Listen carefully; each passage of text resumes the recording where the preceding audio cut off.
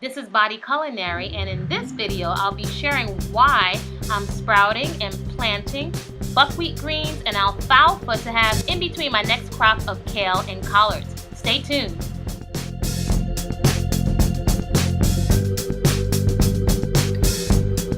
These are the delicious buckwheat greens that I just picked.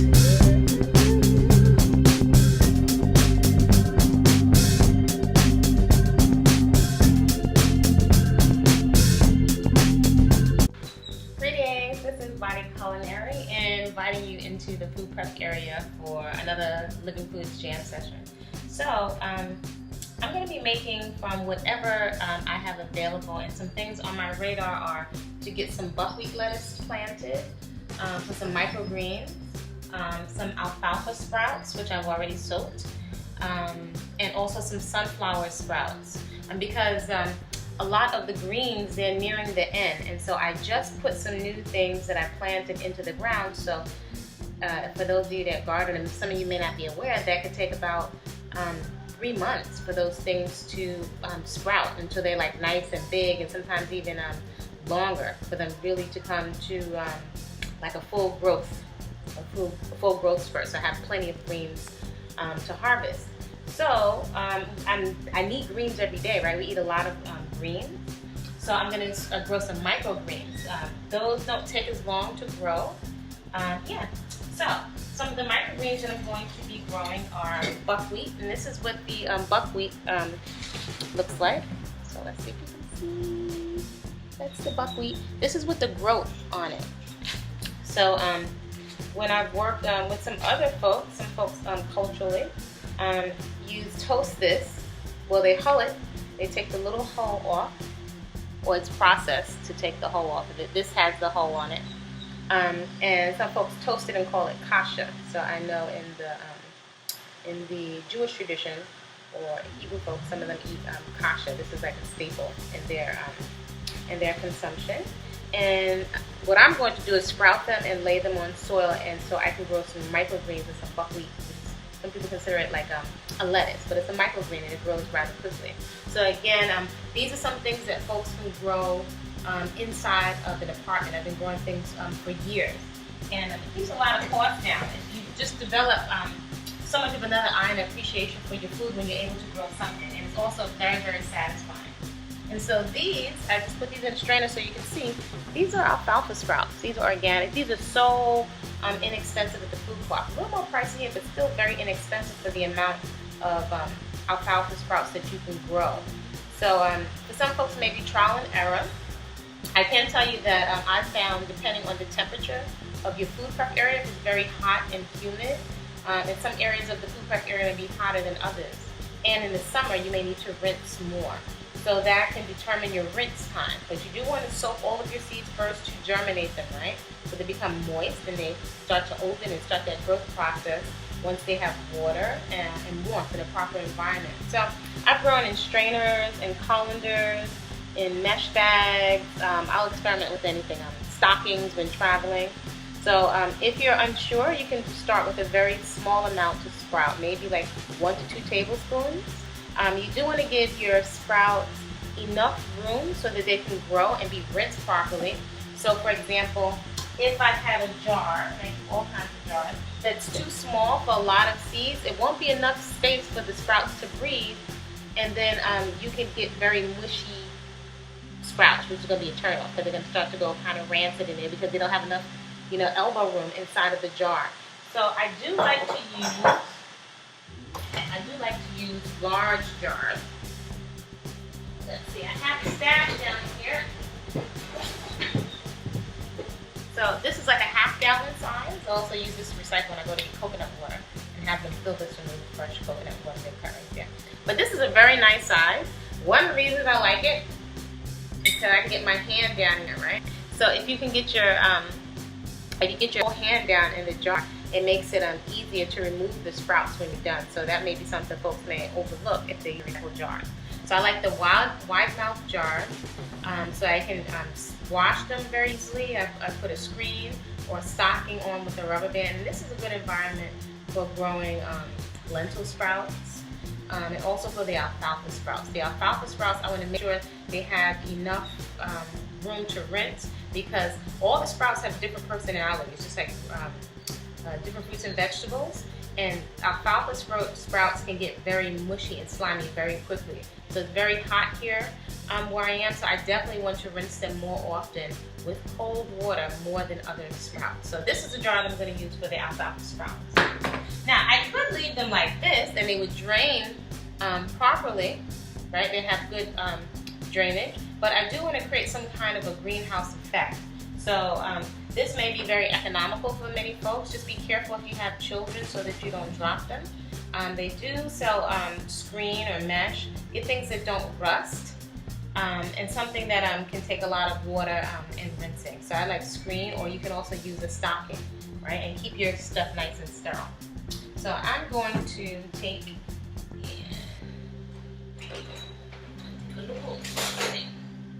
and I'm going to put these inside this jar. So I'll just show you some of what I'm doing with the sprouts. So I've rinsed these and I soaked them yesterday, and then I strained them. And so now, you know, you got to be careful so you don't lose your expensive seeds, right? All of that work. But even if you use a little bit, you're going to learn something. So I do recommend folks start with smaller amounts so you can get the hang of it. Not so small that you only have like a teaspoon in there. But at least 1 to 2 tablespoons. You also don't want to put cups and cups of your seed down in it before you know how it behaves inside the strainer. So what I'm going to do is I'm going to cover this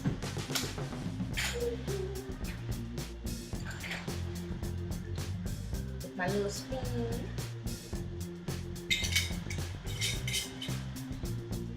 And I'm going to, I can prop this in the dish rack because it's moist, right? I can prop this inside the dish rack, and I want to put it at an angle, especially when they start growing. So you can rinse this once or twice a day. And I'm going to put it at an angle so any kind of moisture runs off of it and water drips out of it after you rinse it. And so I don't want to cover the whole mouth of the jar. If I cover it, then air can't get in for the sprouts to breathe. So we're going to watch this and see how they come out. So I didn't use too much because I don't want to waste my expensive product, especially if you don't have access. So while I like to really emphasize everybody has something locally they can get more in bulk that's going to be less expensive and taste better seasonally, and that can keep your food costs down. So I don't see as much alfalfa sprouts here, even though they're very expensive in the States in my food co-op. So I want to be very careful not to waste. So I'm going to put those to the side. And if you don't have a big space, there are different ways you can store it. A dish rack is a good way to store the sprouts. That's also a good incentive to clear the dish rack and put all of your stuff away. Or I have all different kinds of methods. This is one of my methods. It's just like this. To put it in a bowl, and it's on not all covered up at an angle, and then the water can drip off, right? So we want to keep everything as clean as possible, right? When we're working on the food. And so the buckwheat lettuce, and I can rinse these with water. And I'm also making an effort to conserve water. Now, one of my neighbors thinks that I'm need to save. It's like, you know, I like to never issue with water. But it's little experiments, even some of them that I did like with compost in the city, they really give you an appreciation.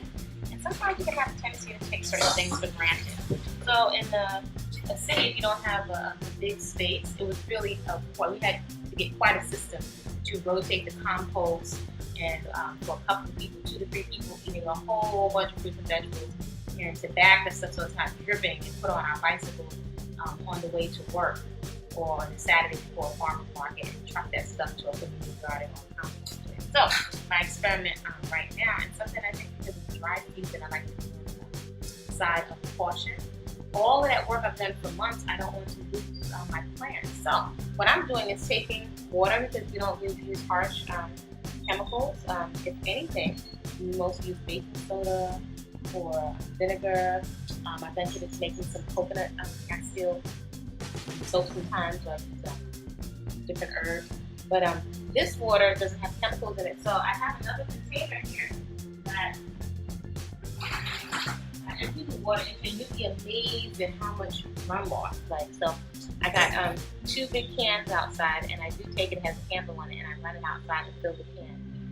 Just to be on the side of caution, because sometimes you go for long stretches without any water, and it's a lot of work to reheat and to rearrange everything and to plant the seeds. And if they don't get water, they could die even less than time a day. So make sure I have enough water. So you're maybe more sensitive to that in a warm climate. But every climate has its trade-off, and every climate has an environment has its different levels.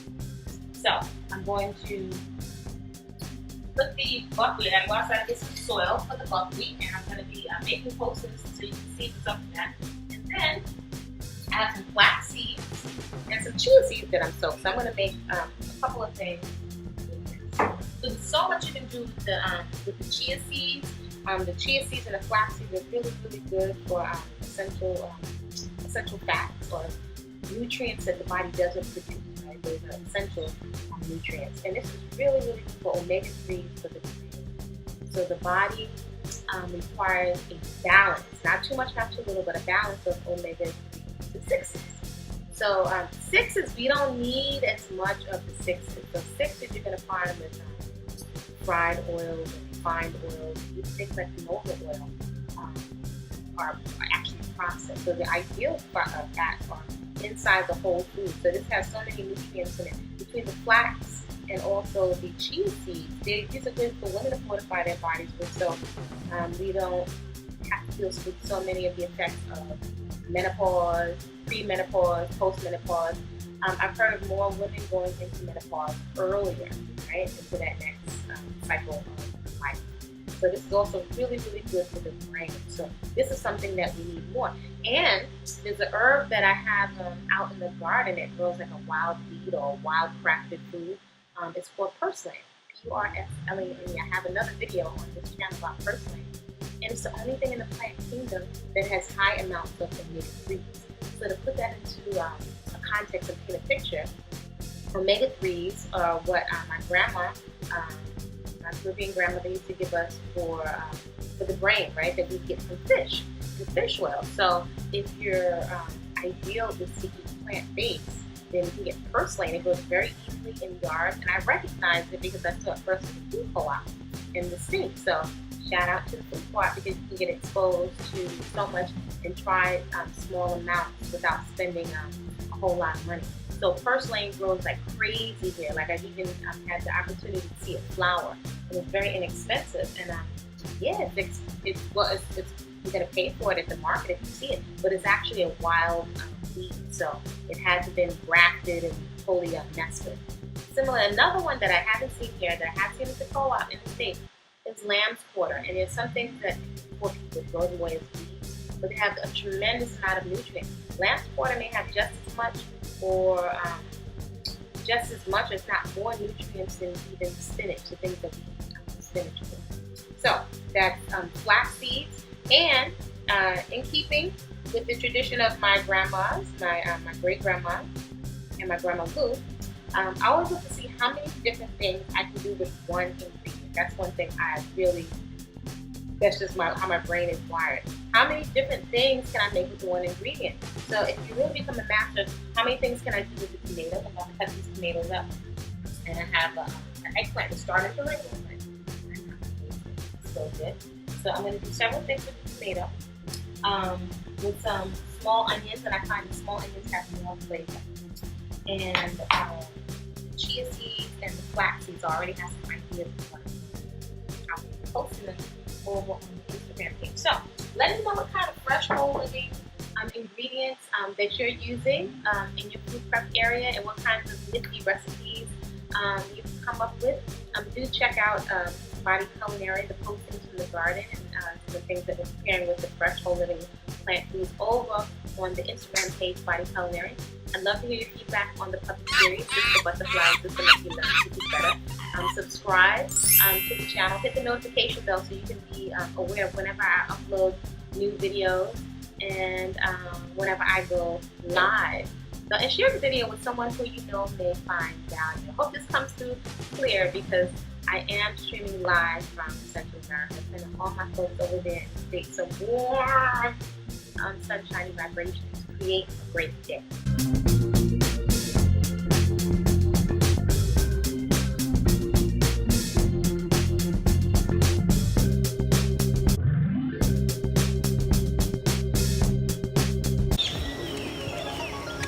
So everybody can grow something, even if you're in a small city apartment.